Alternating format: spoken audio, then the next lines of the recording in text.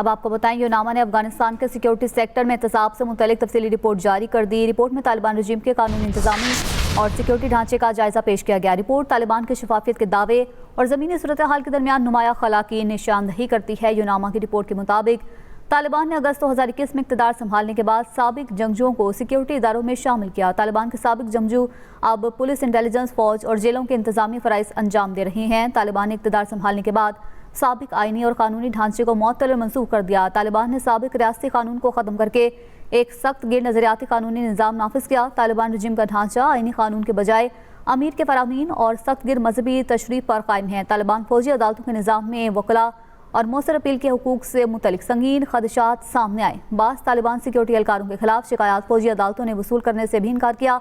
احتسابی عملے میں دباؤ اور مداخلت کی شکایات طالبان نظام میں جواب دہی کی کمزوری ظاہر کرتی ہے۔ اس پر بات کریں گے دفاعی تجزیہ کار ڈاکٹر خرم اقبال نے ہمیں جوائن کیا ہے۔ ڈاکٹر صاحب بہت شکریہ ایکسپریس نیوز کو وقت دینے کے لیے۔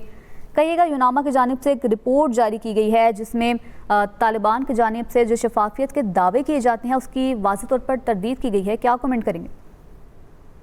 3 سال سے زائد کا عرصہ ہونے کو آیا ہے، لیکن لگ یہ رہا ہے کہ افغان طالبان گورننس کا کوئی مربوط نظام لانے ناکام ہو چکے ہیں اور اس میں سیکیورٹی سیکٹر بھی شامل ہے۔ اگر سیکیورٹی سیکٹر کی ریفارمز کی بات کی جائے، اس میں ابھی تک جو انہوں نے ڈپارٹمنٹس وہاں تشکیل دیے ہیں ان میں بنیادی طور پہ وہ جنگجو شامل ہیں جو پچھلی 2 دہائیوں سے بین الاقوامی رہے، تو ان کا لڑائی کا تو تجربہ بہت وسیع ہے، لیکن ایک ریاستی ایکٹر کے لحاظ سے لوگوں کو سیکیورٹی فراہم کرنا یہ بالکل ایک مختلف چیز ہے۔ یہی وجہ ہے کہ یوناما کی اس رپورٹ میں آپ نے دیکھا ہے کہ کئی موقعوں پر اس خدشے کا اظہار کیا گیا ہے کہ افغانستان میں جو سیکیورٹی سیکٹر اس وقت کام ہو رہے ہیں وہاں پر شفافیت تقریباً ناپید ہے، وہاں احتساب کا کوئی عمل اس وقت دیکھنے کو نہیں مل رہا ہے، اور افغانستان کی سیکیورٹی فورسز کے خلاف جو لوگوں کی شکایات ہیں